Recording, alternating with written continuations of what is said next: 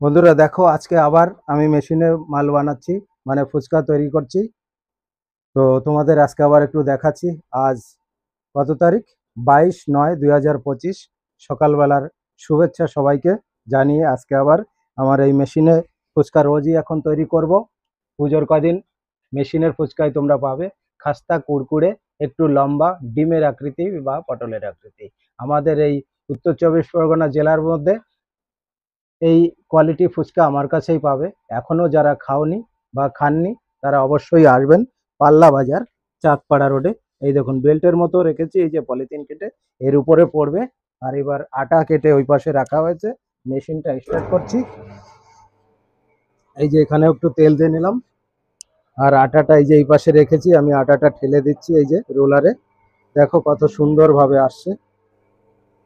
এরকমই পরিষ্কার পরিচ্ছন্নভাবে সুন্দরভাবে আমার এই একই কোয়ালিটি বা একই মেটেরিয়াল, দেখুন এই যে ফুচকায় একই রকম আসছে।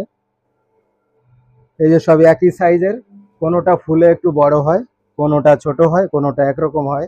তো এইভাবেই হয় আমার ফুচকা তৈরি করা। তো তোমরা যারা এখনো যারা জানে না, তোমরা যারা সাবস্ক্রাইবার আছো বা নতুন যারা দেখছো, তারা একটু শেয়ার করো, সবাই সবার সাথে একটু সহযোগিতার হাত বাড়িও, যাতে আমার কাস্টমার বাড়ে। এই দেখো যেমন এইটার ভাঁজ পড়ে গেছে, এইটা যদি আমি ফুচকা রেখে দিই, এই ফুচকাটা অনেক বড়, দেখো ডবল হয়ে গেছে। তো এটা মাঝখান থেকে আমি কেটে দেবো। এই দেখো।